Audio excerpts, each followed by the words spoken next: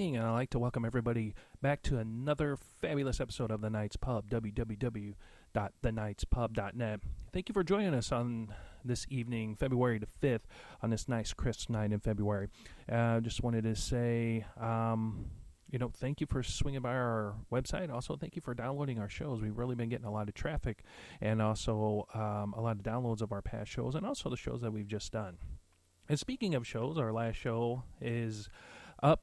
This is the one that was more than happy to have my daughter on, along with Brother Stan. And as always, it's always a treat to talk to Brother Stan and to see, what's been going on with his mind and what's been going on with him. But the last show we just kind of caught up, reminisce, because it's been a little bit since we both gotten together, and people ask why Brother Stan doesn't get the chance to come on the show, especially when we have special guests, which in about 10 minutes we will be having Mr. von-Bruening on, the author of The Forbidden Knowledge of Enoch. We are more than pleased to have him on, and we're more than honored to have him on to come on and talk about his book and also his blog site and website and such. So Brother Stan has a very unique job. He works evenings, and he's been working a lot of overtime lately. So not that he's trying to get away from doing the show, but when we do shows, we like to, sit back, cut up, and just catch up, because usually that's our only time of catching up, and he loves doing these pod shows. Speaking of that, on the website, the Night of the Word Ministries has been getting a lot of attention lately on our website, and I just wanted to point it out that is a pod show that Brother Stan used to do on his own when we were really first starting out with The Other Side of Life, and also with other little projects we had going on. So please stop by, download them, listen to them. Really inspirational, really powerful messages that speaks to the soul. And speaking of archives, I have got up a majority of the archives that I found from a backup from The Other Side of Life when we were doing our shows and videos with The Other Side of Life, which was really phenomenal because, as the website had mentioned, I thought we had lost everything, including the backups, emails, archives, everything. But fortunately, I must have made a backup before we had that storm come through and basically wipe everything out. So for anyone who wants to come on the show and be a guest, we are more than happy to have you come on and be a guest. There's a form on the website. Just swing by, download it, and take a peek. We're more than happy to talk to anybody about anything. Or if you want, please call the show at 636-487-4258 and leave us a voicemail. Don't worry, nobody live is going to pick up and ask you 100 questions. But if you want us to return your call, please leave a name, number, and a message, and we'll get back to you. And we're more than happy to have you on the show. Now, anybody else that has any questions, either about the guest coming on, how to get a hold of the guest, how to be a guest on our show, or just have any kind of questions, feel free to either email Stan at thenightspub.net, myself, Elliot, at thenightspub.net, or if you just want to go into the general mailbox, info at thenightspub.net. We are more than happy and more than willing to, just check out those emails and see what's going on. Like I mentioned earlier, more than happy to be back on the air, especially live. We always like doing live shows here on the Night's Pub, and we really love when we have special guests come on, like Mr. von-Bruening, and we're looking forward to speaking with him. So I tell you what, everyone, we're going to go ahead and slip off to a little break, and when we come back, we will have the opportunity to talk to RJ right after the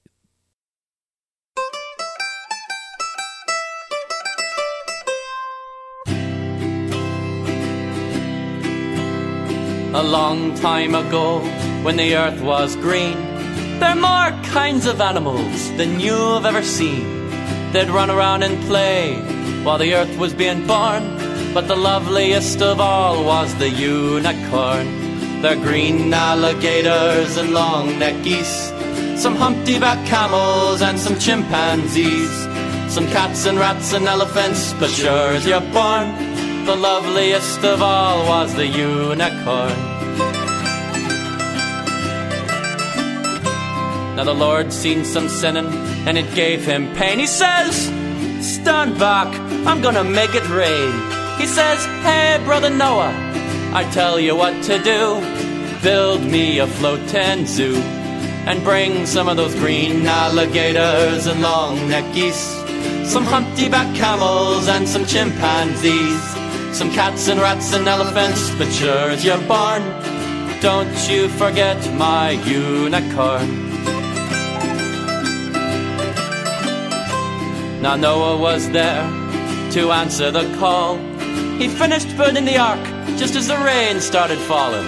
He marched in the animals 2 by 2, and he called out as they went through, hey Lord, I got your green alligators and long-necked geese, your humpty-back camels and your chimpanzees, your cats and rats and elephants, but Lord, I'm so forlorn, I just can't see no unicorn.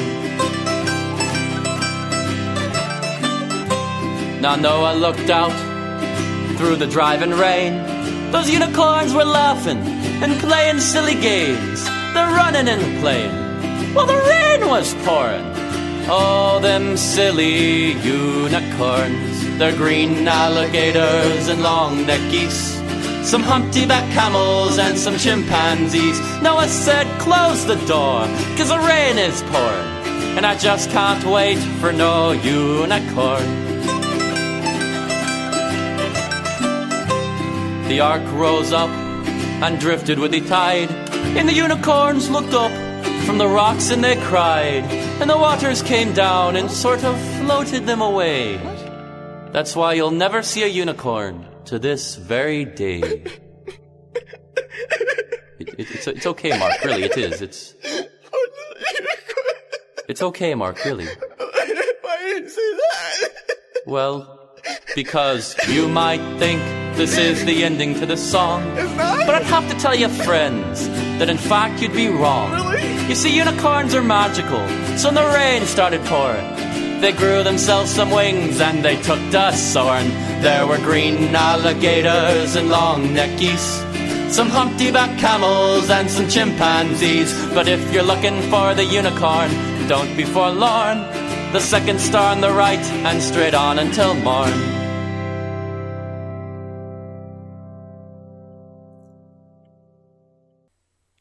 Alrighty, everyone. Wanted to say thank you for joining us back at the Knights Pub, www.thenightspub.net. Now, our next guest, R.J. von-Bruening, is a new author and amateur astronomer with an extensive technical background in the electrical industry. The Forbidden Knowledge of Enoch is the product of almost 25 years of amateur historical research into the occult, secret societies, and conspiracy theories. And without further ado, I'd like to welcome R.J. to the show. Thanks, Elliot. Well, I just wanted to say thank you so much for taking your time out. I know we were kind of speaking a little bit before we're coming out of the break, and you know, there are a lot of people that listen to our show that wanted to hear from you and hear what you had to say. Well, I hope I can enlighten them a little bit about the esoteric and what I found and have written down in my book. Well, you know, speaking of that, you know, you have a background in electrical industry, and Yes. What drew you into researching the esoteric? The truth is, I've always been a little bit fascinated with it. It really kind of started when I was a little kid in the 70s watching In Search of with Leonard Nimoy. And I fell in love with the idea of all these different mysteries and questions. And, you know, being a little kid, you love the idea of aliens and ghosts and haunted castles and things like that. And that kind of sparked my interest.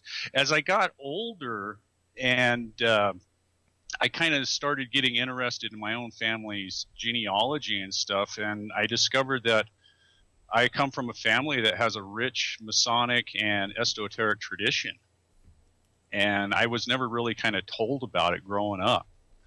So that kind of sparked my interest of kind of going, well, why was this information kind of kept from me, where I knew about it when I was a kid, but I was never, it was just kind of there. It was something my grandparents did. It was something my uncles were involved in, but I never knew exactly what it was. And that just kind of started a curiosity that has always just kind of made me look and ask more questions about it. Now, speaking of Masons, have you ever found out why that history wasn't presented to you, or you weren't able to? Nobody told you about it. I'm not really sure. The only thing I can really find out is that somewhere around the time I was born, there was a big falling out in my family, and it resulted in my immediate family moving away from the rest of the family, many states away. And I was just never informed of it. I think mainly because I was so young. And as time has gone by, the people have passed away, and I just have never been able to figure out or find out exactly why I was just never included.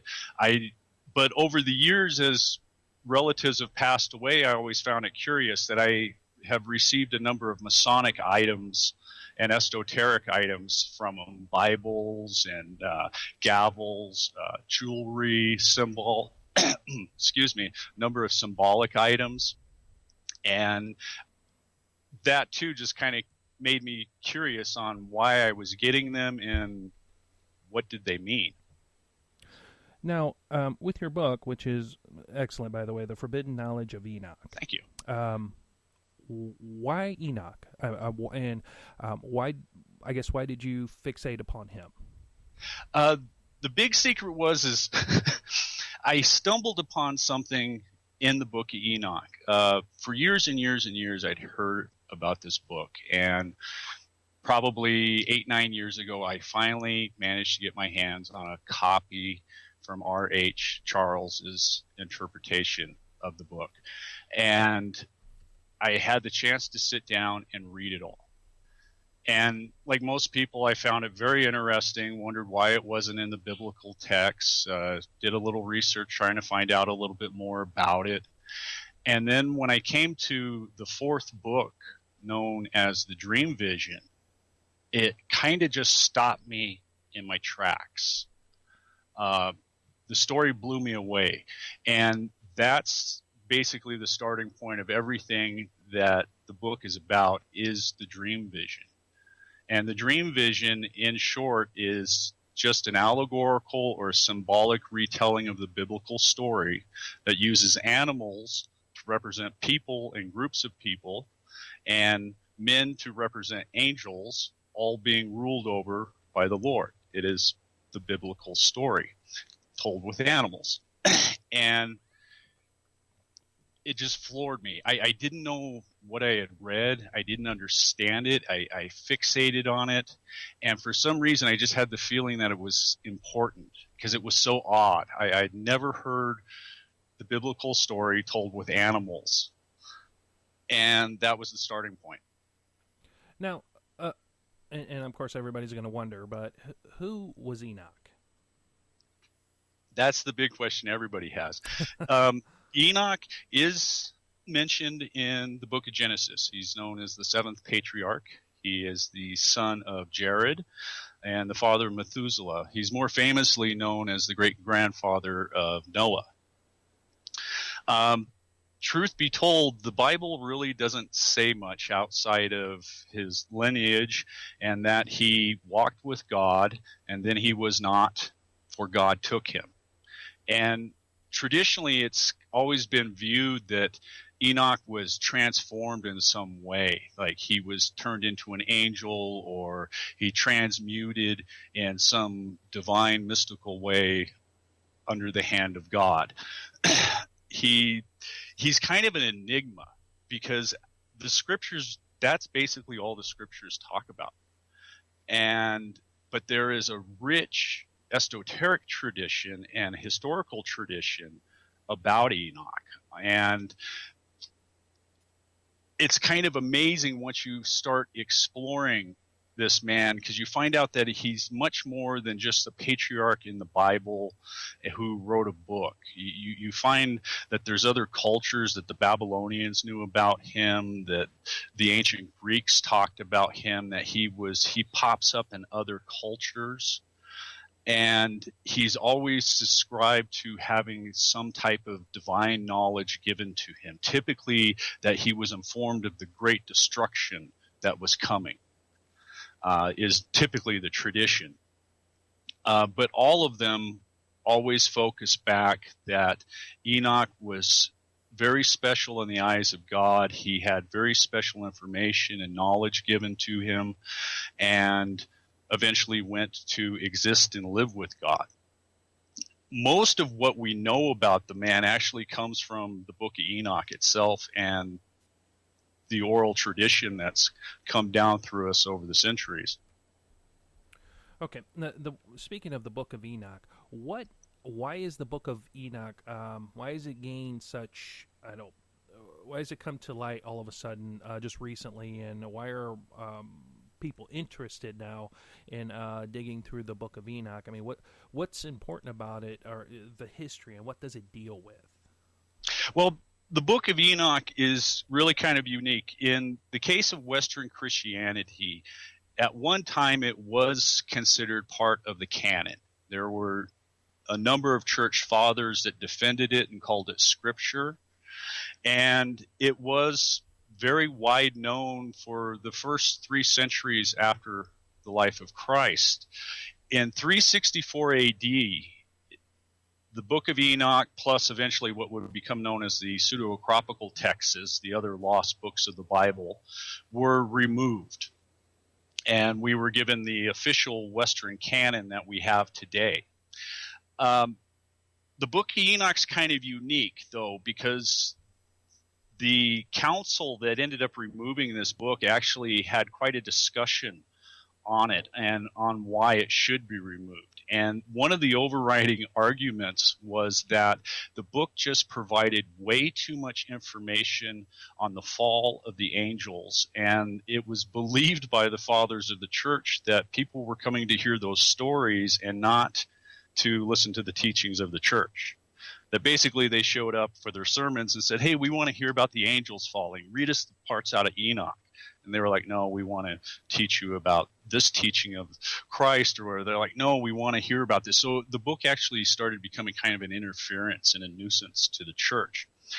The other big thing is the way it's written. The Book of Enoch is written in the first person.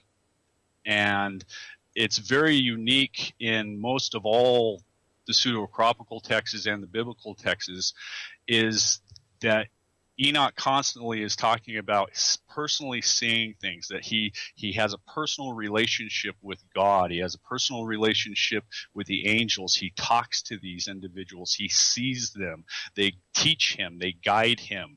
They instruct him. And that kind of goes against the early church teachings, because they didn't like the idea that you could have a personal relationship with God without the church. Okay. So in that way, it was kind of viewed as a political threat to the church also. So the book was basically removed.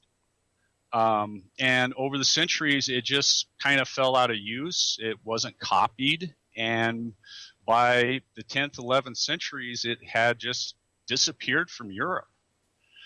The funny part about it, though, and the strange part is people remembered the stories, the fall of the angels. That was the thing they remembered, and they remembered it came from the Book of Enoch.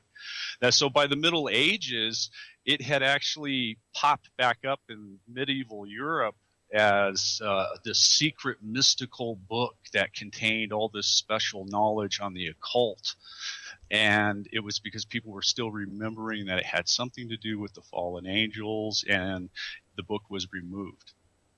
The actual book itself didn't show back up in the Western world until 1773, with the famed Scottish explorer James Bruce returning from Ethiopia with 3 copies of it. And even then, the book really wasn't translated until 1821. So we basically have a unedited, untouched, pseudepigraphal 1,500-year-old text that has kind of fallen into our laps, and it happens to contain the stories that everybody loves.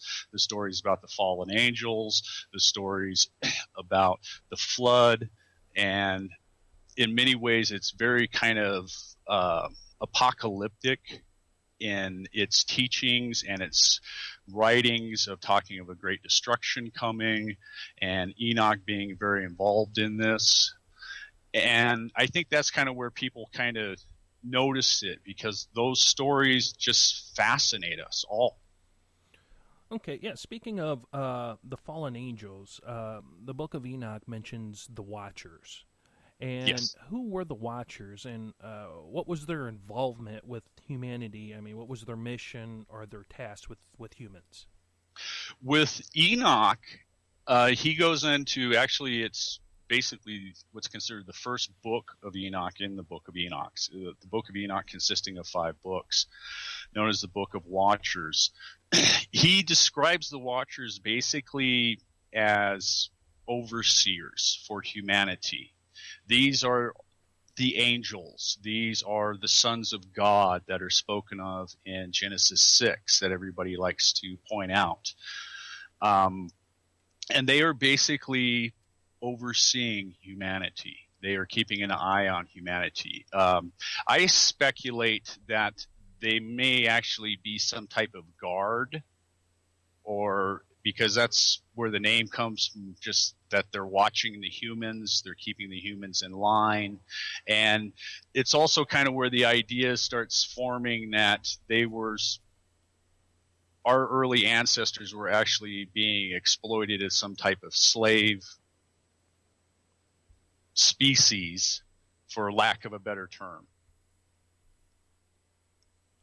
Okay, okay. Now, so the fallen angels and the flood, how do they differ from the Book of Enoch compared to the Bible? So, I mean, is there a comparative difference, or is there a little bit more information that you found, research, that kind of helps fill in some of those gaps? Yeah, in the case of the fall of the angels, which traditionally is known as, that has a lot more information. In fact, once you read the entire book of Enoch, you realize that almost the entire story and tradition comes from this book. You can quickly see that this is clearly the origin point of these stories. One of the big things in this that's different kind of is basically it gives more detail on what's going on. Where the Bible talks of the fallen angels just lusting after human women, the book of Enoch tells us the same thing, but it goes on to tell us that after they mate with humans, that they also bring knowledge. They bring metallurgy, they bring astronomy, they bring mathematics, they bring farming, they bring all kinds of good things to the people.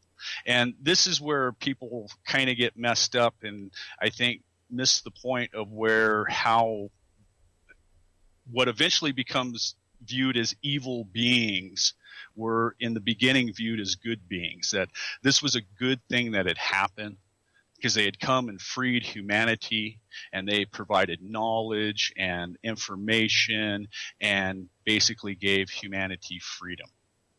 So they were the good guys.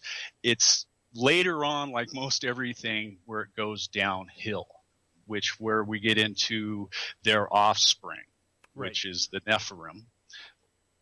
And then going off of the book of Enoch and staying within the dream vision is a little bit different than the more traditional viewpoints that are floating around out there. Enoch explains that there are the sons of God, the fallen angels. They mate with humans. The first generation is the Nephilim, and they are much like their fathers. They are very godly-like. They are tall. They are beautiful. They're powerful, knowledgeable. Then the Nephilim take human wives, and then when they have offspring, they give birth to the giants. And then when the giants take human wives, they give a third generation offspring, which known as the Elam. which are basically described as nothing more as these formless types of monsters that don't really have any description. They seem to be similar to like the idea of Greek furies, that they're just something you never ever wanted to run across. And that's kind of where people too start picking up with the ancient alien idea and stuff, because this progression is showing of an interbreeding that may not be working too well. Speaking of the ancient alien theory or the astronaut theory and the war to save humanity, you had mentioned about being a slave race. What does that entail? It is basically the general idea of and the best way to put it is the general ancient astronaut idea or theory that's floating around out there, that our species, originally humanity, our ancestors were created to basically be a slave race. And that this slave race was brutally exploited. And one faction, or the group that was exploiting our early ancestors, eventually broke into at least two factions, where one was brutalizing us and one didn't approve of that, to the point where they went to war over it. And this war eventually leads to the event that we know as the fall of the angels. And this is kind of where it starts meshing, where you kind of have to pull a number of different ideas together that right in the beginning they don't seem to go together until you have more of the story. Right.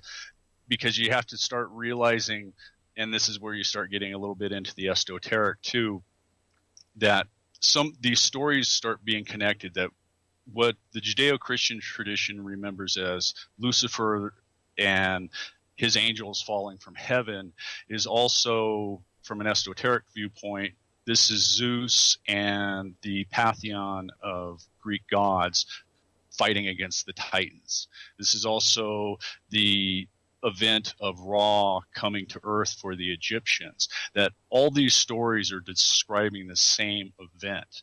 And one of the key points in understanding how it connects together in that is when you go back to the original texts, they all speak of this being that comes down. Christianity calls him Lucifer, but you translate that means morning star, because in all the other translations and all other traditions, this event's known as the light bearer coming down, being seen as a star falling from heaven. And the light that he brought was the light of knowledge. And it's the first kind of step into the symbolism and why the Book of Enoch, especially the dream vision, becomes important for tying this together, because it helps unlock that connection. So what is the ideological struggle between the esoteric belief system dealing with God, Lucifer, and the angels falling, and mainstream Christianity? It goes way back. In my research, it seems to be the original argument that when early Christianity in Europe started forming and started spreading out, we're all pretty familiar with how they moved into an area, and if they couldn't push the pagan beliefs out, they incorporated them in and Christianized them, and that's how we end up with a lot of the holidays we have today. They have their origins in pagan holidays that just couldn't be eliminated by the church.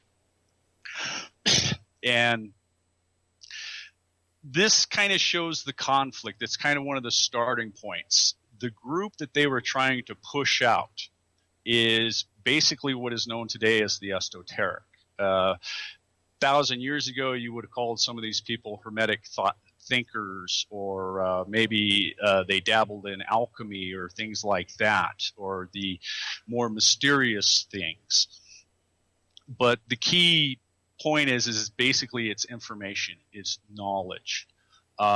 It's knowledge that is a threat to the Catholic Church and their structure, because it basically tells a different story that removes them from the picture, that you kind of realize that they go, you don't need a church, you don't need priests, you don't need rabbis, Right. you don't need all of that.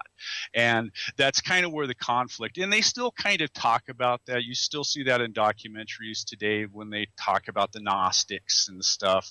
And one of the big key points is that you don't need the church, you don't need the political aspect of it.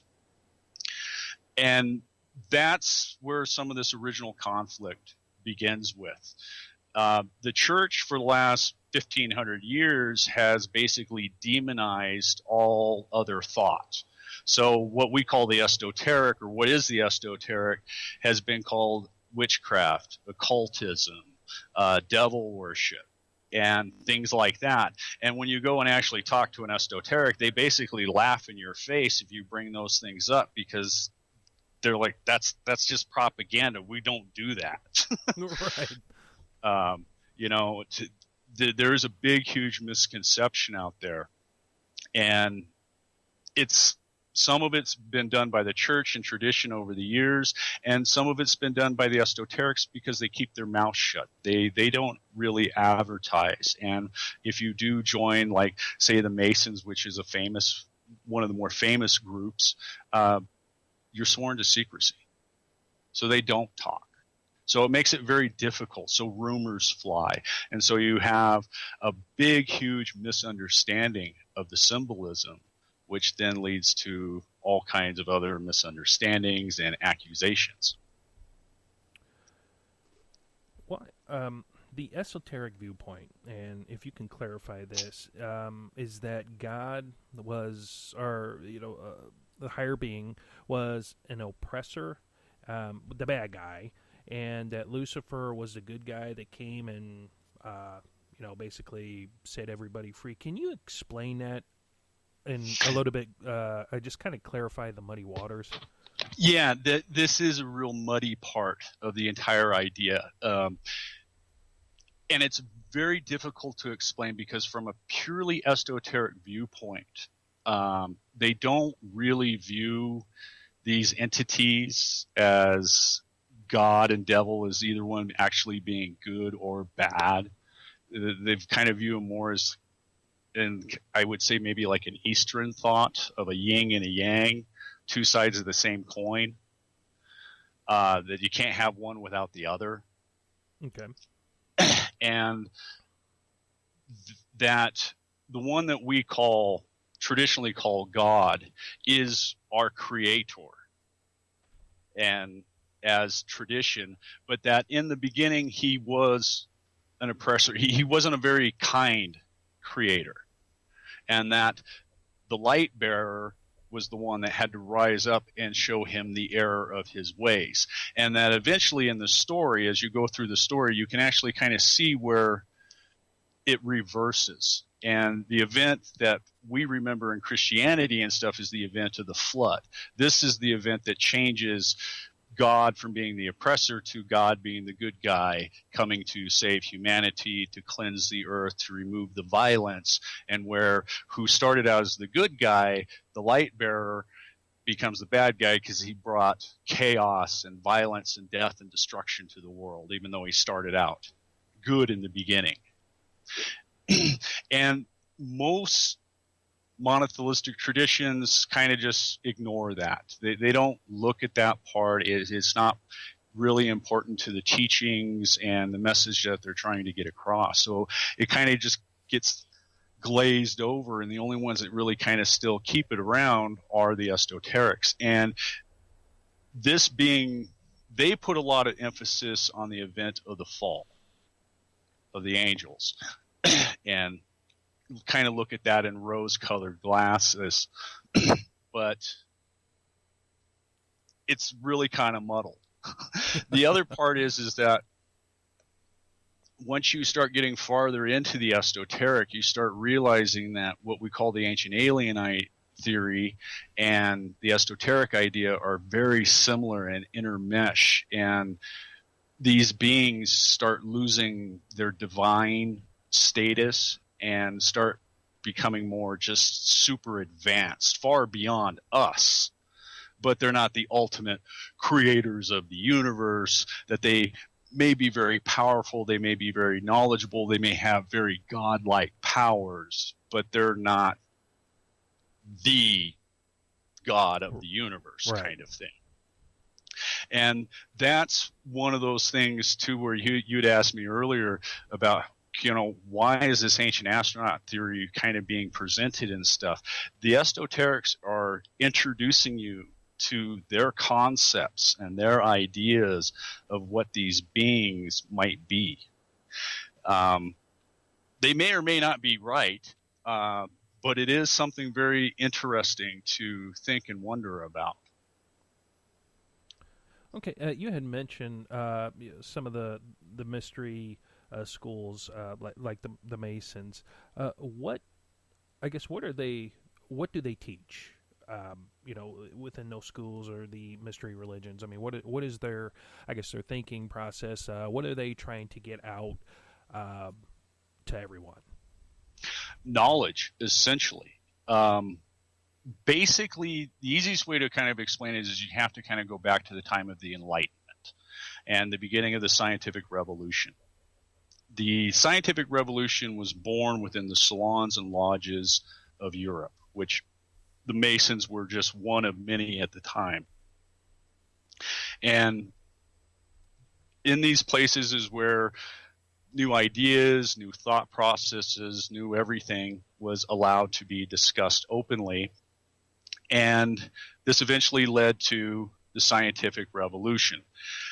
What's missing for most people is not realizing that in the case of like the Masons come from a much older tradition of the building guilds, which they basically inherited the building guilds' secret systems of knowledge, which included all the mathematics and engineering to build the buildings.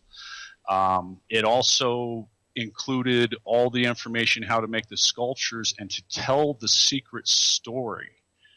What's the secret story? The actual biblical story told within the architecture itself. Like when you go to Europe and you see a cathedral is an entire Bible in stone. It was built for people who couldn't read. Right. And that's something that we miss today in our 21st century, is that this was important information. It was a trade secret. It was guarded information, just to protect the work, but also because this information could be used for military purposes. This type of building could be used to make earthworks and defensive work. So there was state secrets and stuff involved, and people don't understand this. And that as these people came into the lodges, this is what basically they found.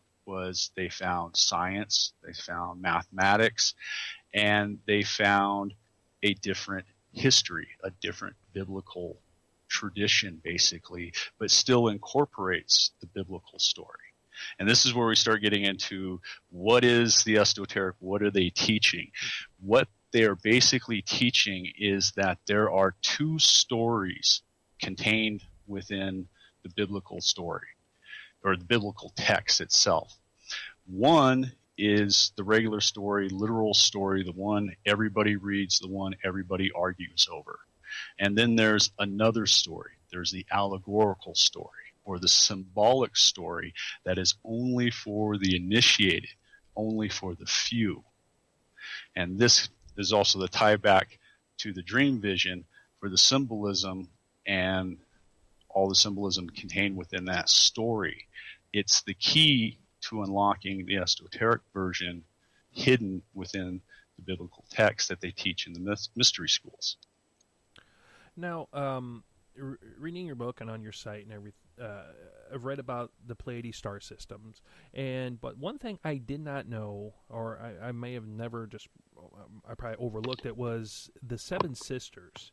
And what do the Seven Sisters represent in the Pleiades star system, and how does that relate to the ancient cylinder seals, telling us about time itself?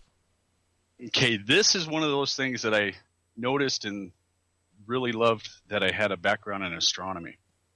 When I was examining the ancient cylinder seals, The first few times, I hadn't noticed this. I was just looking at the symbolism and on the stories and just kind of looking at the artifacts in general, not even having them really related to what I was working on. And I started noticing the Pleiades cluster was recorded, typically as seven sisters, which is based on the Greek story of the seven sisters and the missing sister Atalanta, which is why we only see six today. So there is a story on why we only see six today instead of seven. But in the ancient world, they was always recorded as seven. And as I looked at more and more and more cylinder seals, I started noticing that the Pleiades cluster was recorded in different shapes, that the stars were in different arrangements. And then I started running across cylinder seals that showed 8 stars and 10 stars and 11 stars. And as I looked and looked and looked and did my research and discovered that all the experts all agree that these represent the Pleiades cluster, it dawned on me that the Pleiades cluster is an open cluster of stars, which means these stars are all loosely bound by gravity. They're all interacting with each other. So they all change position rather quickly over time. Thousands of years still, but quickly astronomically speaking. And the first idea I had was that the cylinder seals were recording the movement of the Pleiades cluster over time.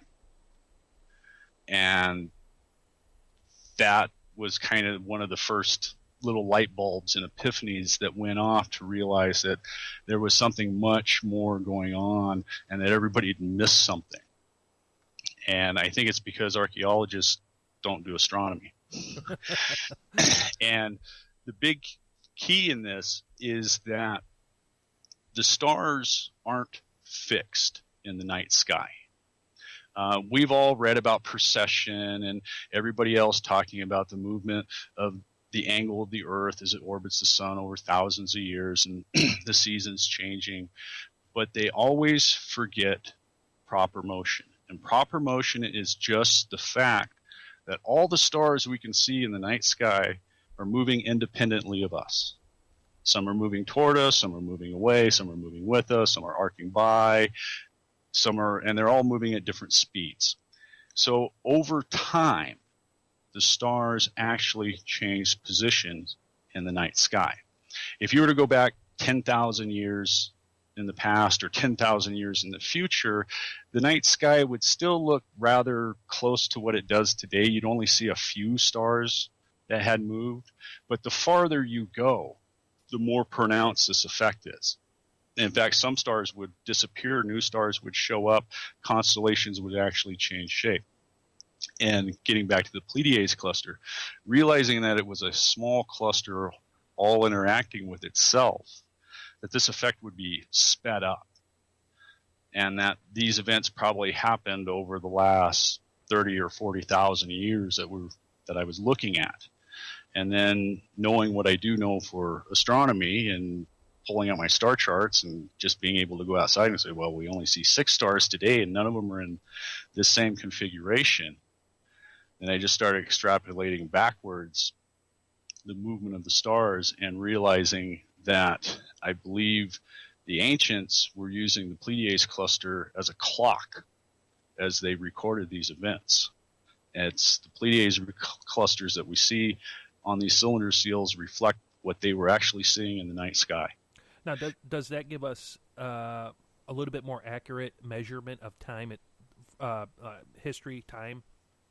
I think it does, and people who support archaeoastronomy think it does. I think the science is sound because we can measure the stars and we can extrapolate. I mean, you can go buy the computer programs very cheaply to see this effect and basically can sit at home and do this.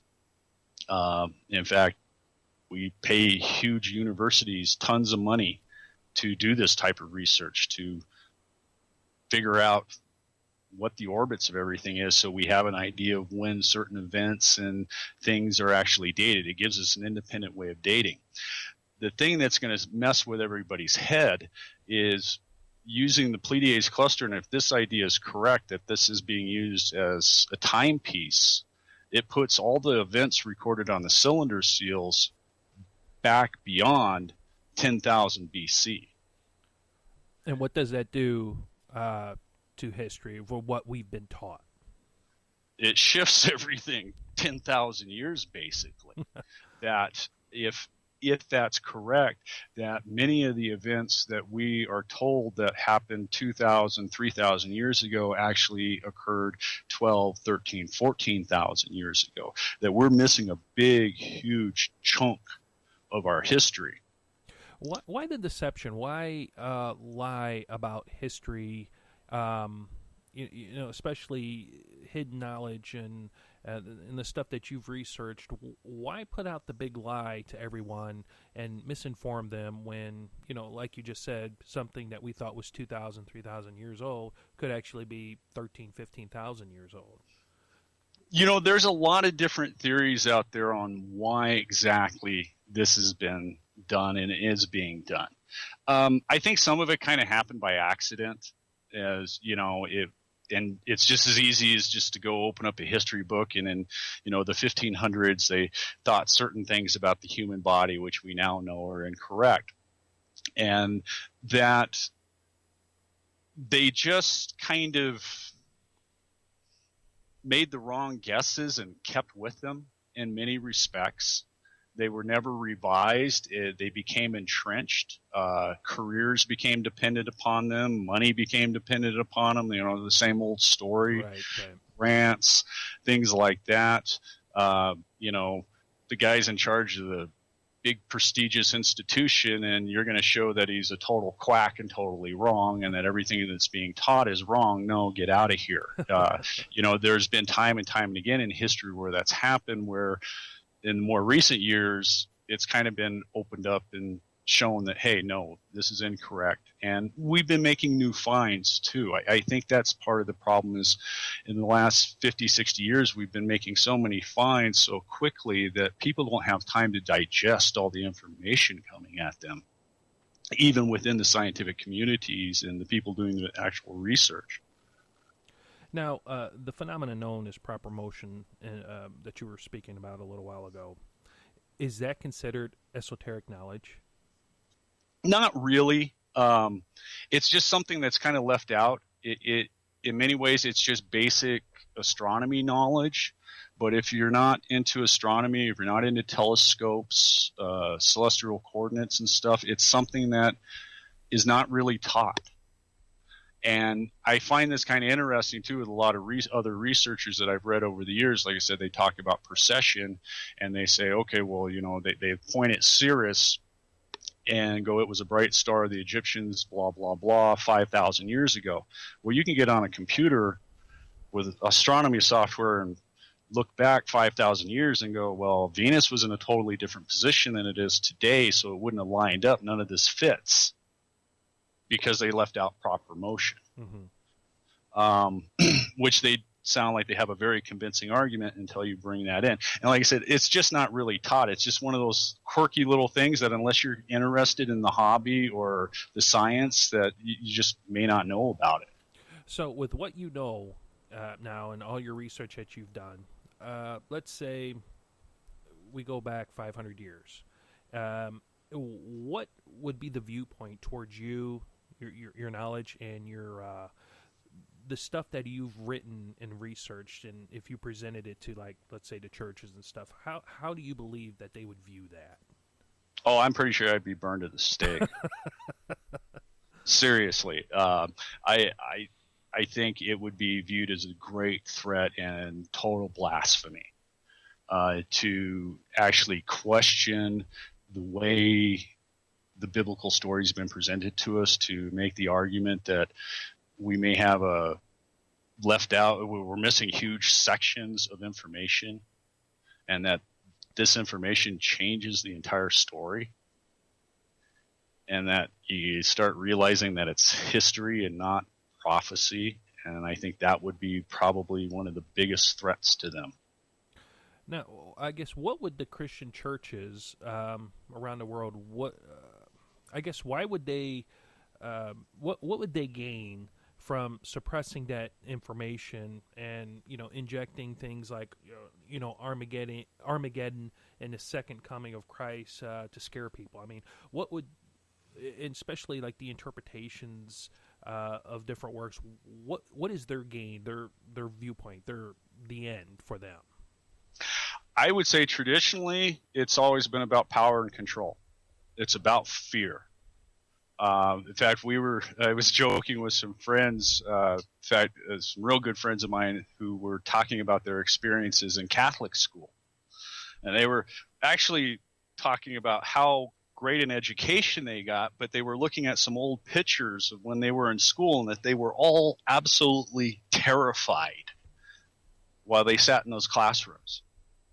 And that kind of brought up the subject with us to go, it's fear. They rule through fear. If you don't do what I say, you don't believe the way I think you should, you're going to burn in hell.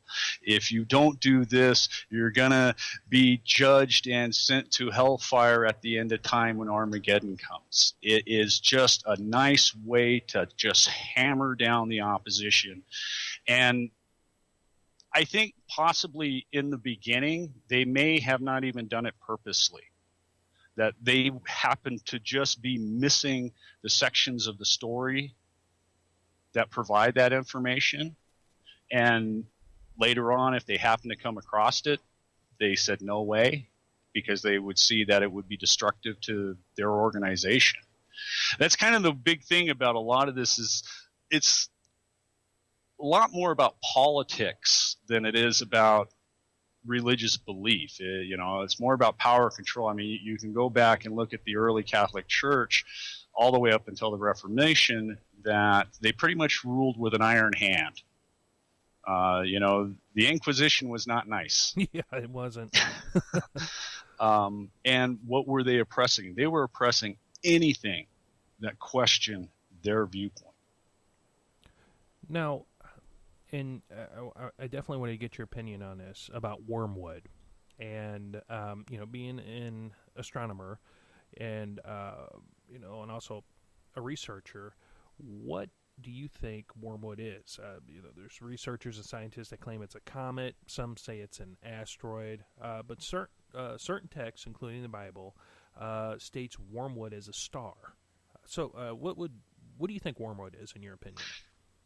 I present a little different idea on what wormwood is. Based on the symbolism, I put forward the idea that wormwood is actually representing what Enoch calls the abode of the host of heaven. This is probably one of the most famous symbols everybody knows, the all-seeing eye.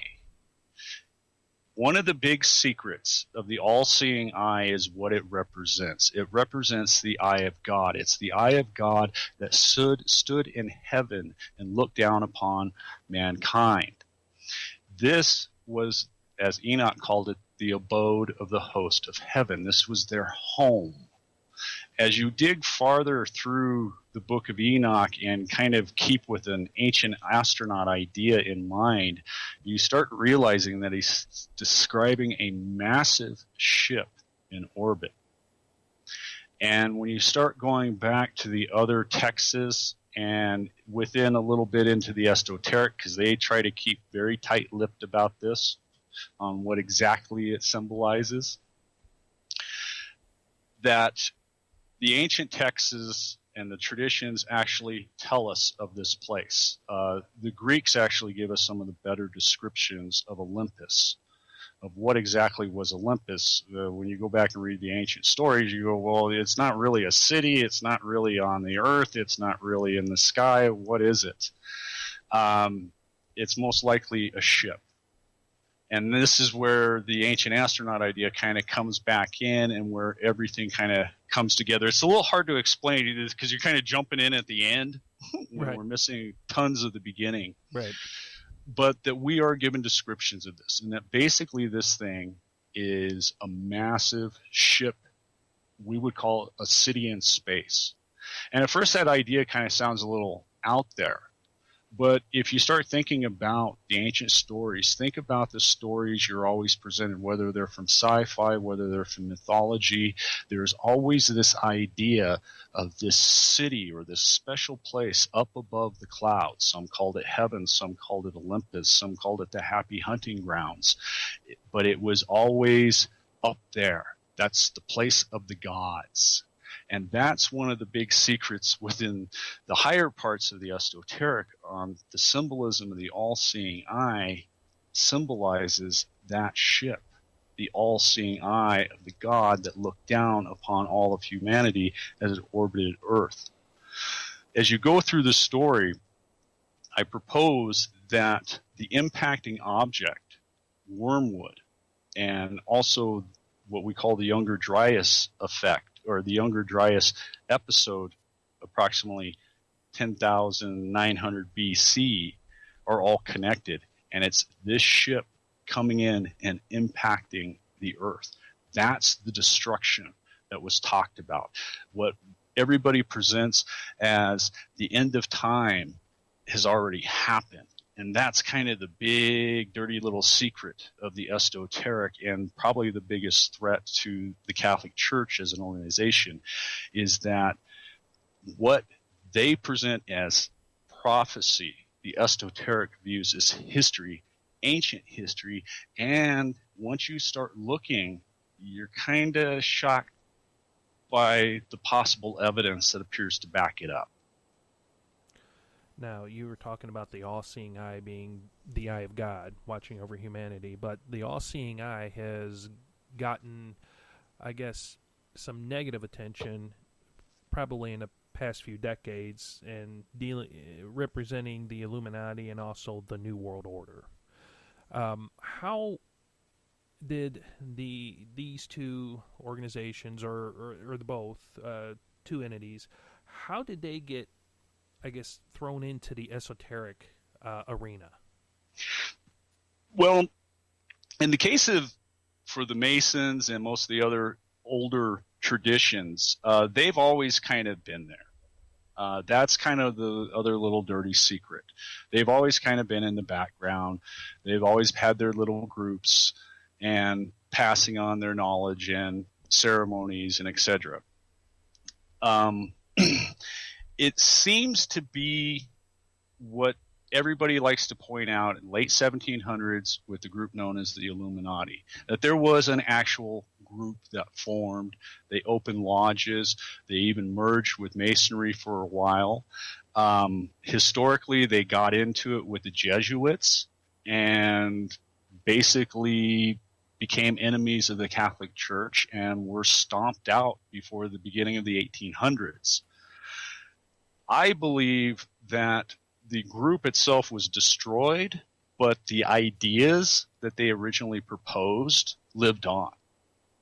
Because most of the members of the Illuminati and this first kind of secretive, covert group were all pretty much Masons, and they all went back to their lodges, and they brought those ideas back. And I think they've just kind of basically been a corrupting factor. And that's kind of the other thing that where people kind of forget, that the esoteric is just like Christianity. It is fragmented. It is made up of many different groups that have different alliances, different interpretations. You know, you can say Christianity, but, you know, you have Catholics, you have Protestants, you have everybody and their brother. And the esoterics are the same way. Even though I focus a lot on the Masons and use them as an example because everybody knows about them, the esoterics are the same way. They're not the only ones. They're not the oldest. They may not be the most powerful. And that's kind of another way to help kind of understand between the conflict between the Catholic Church and the esoteric. It goes way back, and they're both very well organized. You know, there's a much bigger philosophical fight going on. And for centuries, the church has had the upper hand in that. I would say over the last few decades, the esoteric has become much more open. People become aware of it. In the case of getting back to the symbolism of the eye, The Masons have used it for centuries, but it's originally a Christian symbol. So it was kind of basically brought into the lodges. The idea that it was the eye of God never changed. And they like it, they use it, and it's basically become associated with them. But it doesn't have all the evil connotations that many people think. It is still retains in any esoteric group the same as it does in any Christian group. It's the eye of God. It's the eye of providence. It is actually a religious symbol. So how does the New World Order, how do they get entangled with the Illuminati or the esoteric religions? I think they have their origins within those religions. The New World Order, and I don't even really like to use that term, but I don't know of any better one,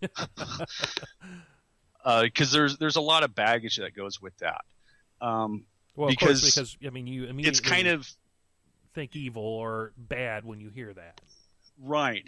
And many of their things aren't bad, aren't horrible. I always try to point out to people who start kind of ripping on them to go, well, do you like the Constitution of the United States?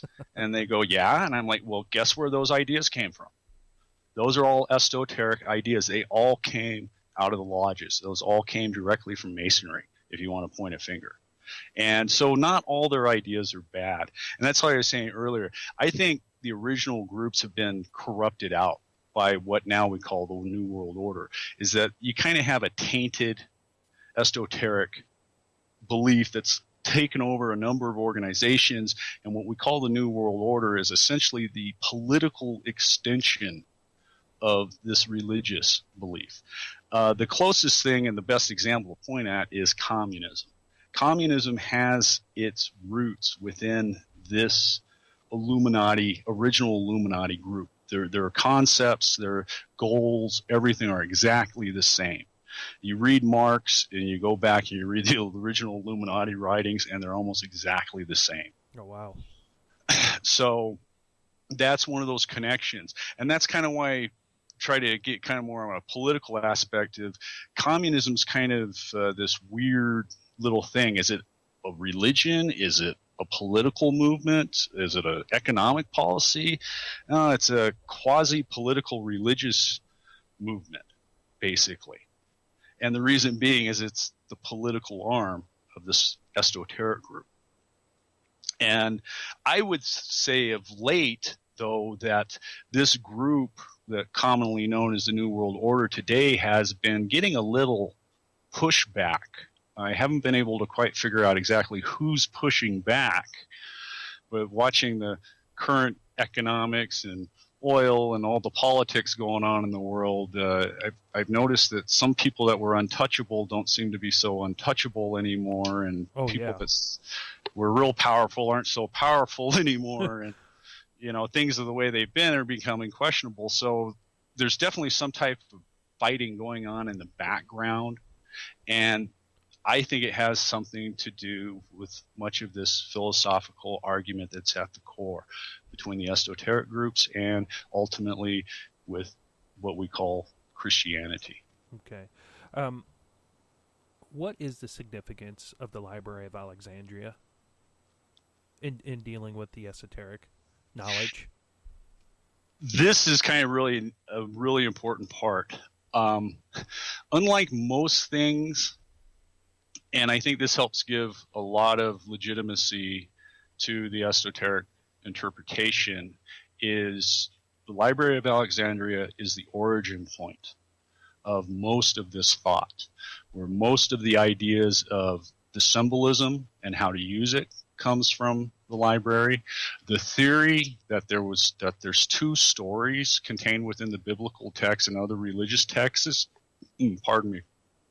come directly from the library, and that this is also where the beginning of all these little secret societies and groups, as the library started to fall, as the Catholic Church came into power and the library in Alexandria started falling out of favor, many And the esoterics, the Masons, the Rosicrucians, anyone that you can find any writings on, all talk that the important stuff in that library was removed before it was destroyed, that they had plenty of time, and that this information, these books, these scrolls, this hidden knowledge, basically is the stuff that was hidden until it was rediscovered by the Crusaders, predominantly the Templars. And that's kind of where the connection that everybody's missed is, where did all this information come from? Where's this knowledge come from? It seems to kind of just pop out of nowhere if you just kind of read the regular history. The piece that's missing for most people is it has its origin in the Library of Alexandria, and that weird little school that was known as the School of Philosophy of Alexandria that was housed within the library, that brought together some of the eclectic thinkers of all time and brought them all together into one place. Okay. RJ, believe it or not, I'm looking over here, and we are almost coming up on our time. Oh! Wow, I know, that went quick, and I'm out of questions. You've answered almost everything that I can think of. Well, great. If somebody needed to get a hold of you, wanted to buy your book, and wanted to check out further what we've been discussing tonight, or actually you've been discussing tonight, where would they go, and how would they get a hold of you or find you, or your book? The easiest way would be to just get online and go to the Forbidden Knowledge of Enoch blog. Just put in the Forbidden Knowledge of Enoch.blogspot.com, and that you can email me from there, and there's also links to be able to purchase my book. If you're just interested in the book, you can go on Amazon or Barnes & Noble or pretty much any other major bookstore now and order it directly from them. Or you can go directly to the publisher, Tate Publishing, and order it directly from their website. Okay.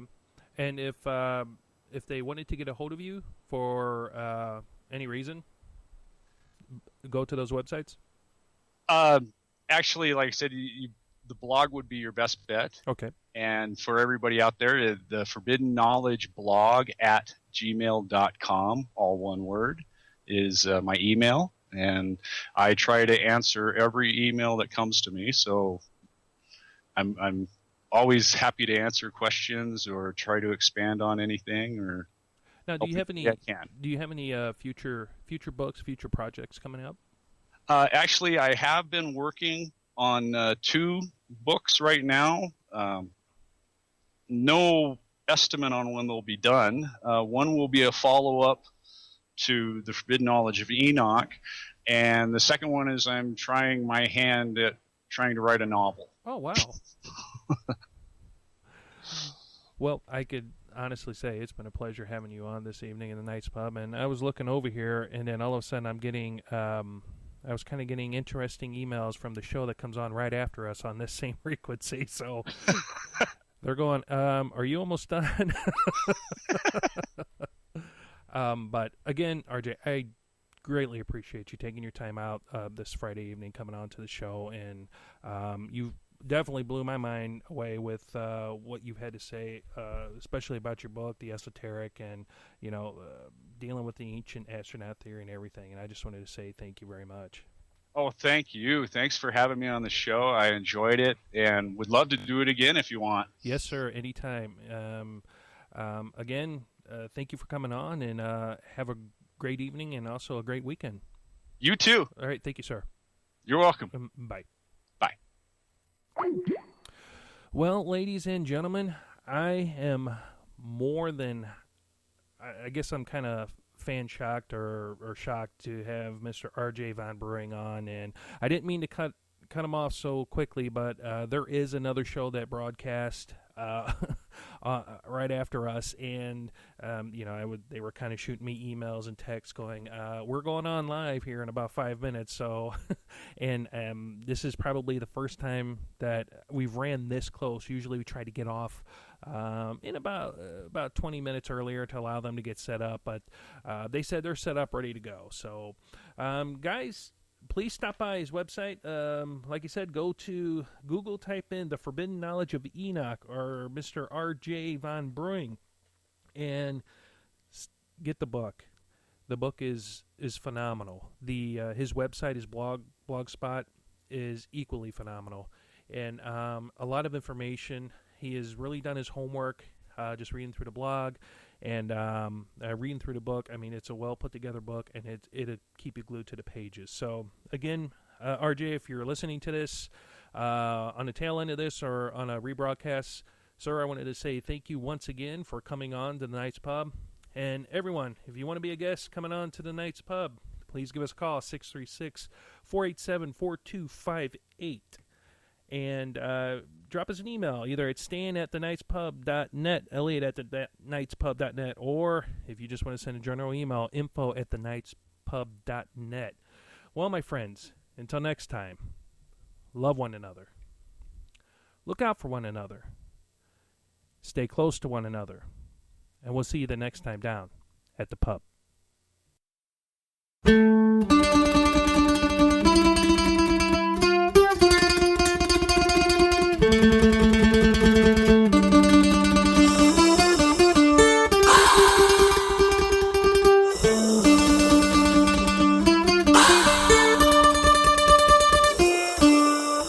Luke, you just kissed your sister. I had 1 pint of beer and 1 shot of scotch, 1 bottle of wine and a bourbon on the rocks. I had 1 glass on me right, another on me left. I looked that puppet in the eye and said, give me the test. Long time ago in a pub far away, I sat on a bar stool just a drinking away. I couldn't hold it down, I guess I had too much. I felt a tremor in the force and then I lost my lunch. Woke up in desert land, feeling hot and sick. I saw a bearded man, he looked like some kind of hick. Just like Mark. He slowly waved his hand and my pain was gone. He said, let's go see Yoda and I'll teach you the song. I had 1 pint of beer and 1 shot of scotch, 1 bottle of wine and a bourbon on the rocks. I had 1 glass on me right, another on me left. I looked that puppet in the eye and said, give me the test.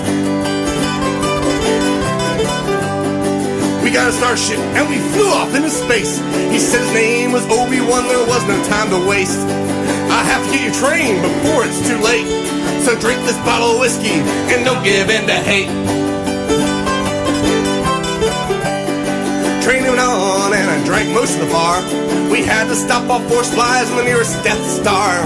I had to control my fear and hold my alcohol. Soon I was able to stand when Obi-Wan would fall. I had 1 pint of beer and 1 shot of scotch, 1 bottle of wine and a bourbon on the rocks. I had 1 that's on me right, another on me left.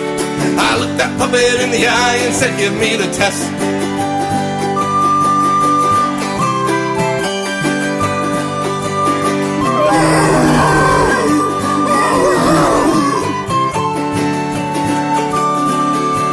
Laugh it up, fuzzball. These aren't the bards you were looking for.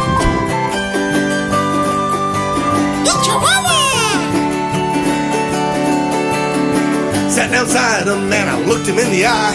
He looked right back at me and said, try to read by my size. Obi-Wan said, careful, for Yoda is the best. Said, okay, shorty, bring on that test. Well, I can tell you how it ended, I could tell you some lies. But let's just say that on that night, the force was on his side. I got riled up, they threw me in jail.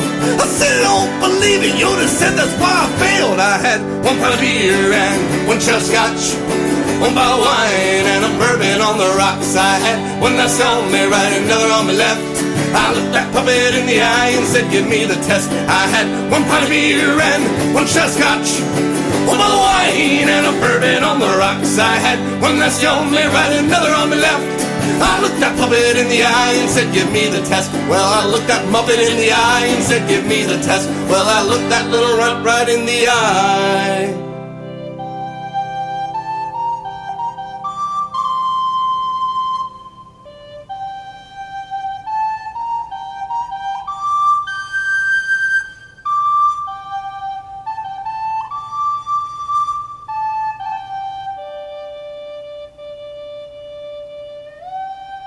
The Force should be with you, always.